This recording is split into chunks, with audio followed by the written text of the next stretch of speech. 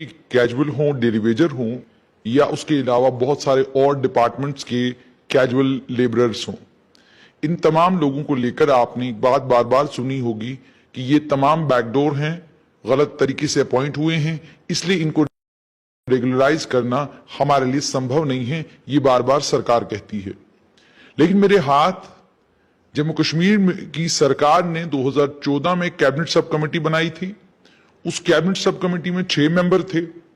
उस cabinet sub committee की report की एक कॉपी मेरे हाथ लगी है, जिस कॉपी से साफ तौर पर यह पता चलता है कि 61,000 के करीब करीब जो डेली वेजर और कैजुअल लेबरर हैं, जो अलग अलग विभागों में काम करते हैं, जिसमें बड़ी तादाद 23,000 के करीब करीब डेली वेजर सिर्फ और सिर्फ पीएचई डिपार्टमेंट के हैं।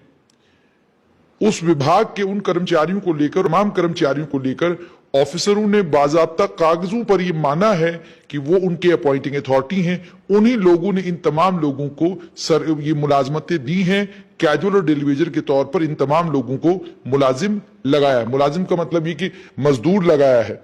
मेरे पास जो जानकारी है उसके मुताबिक एक और इंपॉर्टेंट जानकारी तमाम कैजुअल और डेली वेजरों के लिए वो ये है कि 30 जून 2014 की जो cabinet meeting national conference Congress coalition government की हुई थी, जिस वक्त जम्मू कश्मीर के मुख्यमंत्री उमर अब्दुल्ला थे, उस कैबिनेट मीटिंग में एक नॉन एजेंडा आइटम आती है। वो नॉन एजेंडा आइटम इन तमाम कैजुअल और डेली वेजरों की रेगुलराइजेशन की नॉन एजेंडा आइटम थी। इसमें यह कहा गया था कि लगभग 23,711 के करीब करीब पीएचई विभाग के जो डेली वेजर और कैजुअल हैं, इन तमाम लोगों को रेगुलराइज किया जाए। बताऊं कि इसमें मेरे पास डॉक्यूमेंट इसमें साफ तौर पर लिखा गया है कि प्रिंसिपल सेक्रेटरी जो फाइनेंस डिपार्टमेंट के हैं, उनको इस और उनका ध्यान दिलाना चाहते हैं कि कैबिनेट ने एक डिसीजन लिया था 3 जून को, और डिपार्टमेंट ने डॉक्यूमेंट्स और लिस्ट कैजुअल लेबरर्स की और टेम्परेरी नीड बेस्ड लेबरर्स की, आईटीआई ट्रेंड जो लोग हैं, उन तमाम की लिस्ट उन्होंने रिसीव की है, एक्सेप्ट की है, कबूल की है। आगे लिखा engage by various chief engineers, HODs of PHE irrigation and flood control department. यानी साफ तौर पर इन तमाम लोगों को लगाने की जिम्मेदारी जो है वो chief engineer PHE, irrigation flood control और उसके अलावा जो हेड ऑफ द डिपार्टमेंट रहे हैं इस विभाग के, उन विभाग के एचओडीज ने माना है कि हम लोगों ने वक्तन फवक्तन इन तमाम लोगों को सरकारी मुलाजमत में लगाया है। और सिर्फ इतना ही नहीं, आगे ये भी माना है कि 7,636 के करीब करीब casual daily Vaser need based workers जो हैं वो 2005 तक काम कर रहे थे, और 2006 और 2013 के बीच में 16,075 के करीब करीब और कैजुअल और डेली वेजरों को लगाया गया, और टोटल जो पीएचई विभाग का है वो 23,711 है। यानी 23,711 डेली वेजर और कैजुअल लोग सिर्फ और सिर्फ पीएचई विभाग में हैं। और एक और डाटा मेरे पास है जो बहुत इंपॉर्टेंट डाटा है। वो डाटा ये है कि हेल्पर कितने हैं। 7,575 के करीब करीब हेल्पर भी इस विभाग में काम कर रहे हैं। लेकिन इससे ज्यादा इंपॉर्टेंट एक और डाटा है जो इसी रिपोर्ट का हिस्सा है। उस डाटा में यह बताया गया है कि कुल स्टाफ की रिक्वायरमेंट जो पीएचई विभाग में है वो 67,831 है। 67,831 लोगों की जरूरत विभाग को है। विभाग के पास केवल मात्र 19,352 लोग हैं जो विभाग में काम कर रहे हैं।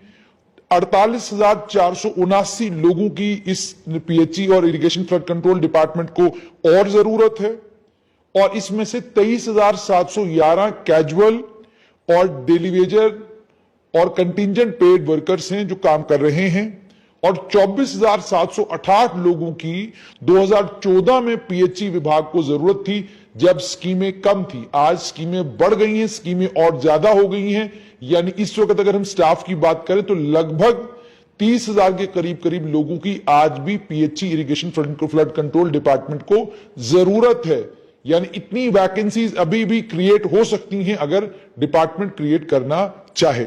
यहां पर अब ये सबसे खास बात देखिए कि बाजाब्ता ये कैबिनेट मीटिंग में आती है ये चीज, वहां पर ये डिस्कस होती है, और डिस्कस होने के बाद जब रेगुलराइज करने की बारी आती है तो जो मंत्री उस समय इस कैबिनेट मीटिंग का हिस्सा थे, उन लोगों ने हमें ये जानकारी दी कि कश्मीर के कुछ पॉलिटिशियंस थे जिन पॉलिटिशियंस ने ऐतराज जताया और उन्होंने ये कहा कि जम्मू के ज्यादा रेगुलराइज हो रहे हैं, कश्मीर के कम रेगुलराइज हो रहे हैं। अब जम्मू के ज्यादा क्या रेगुलराइज हो रहे थे, वो मसला सिर्फ ये था कि इरिगेशन फ्लड कंट्रोल कश्मीर में कुल 101 लोग होने थे, रेगुलराइज होने थे, माफ कीजिए।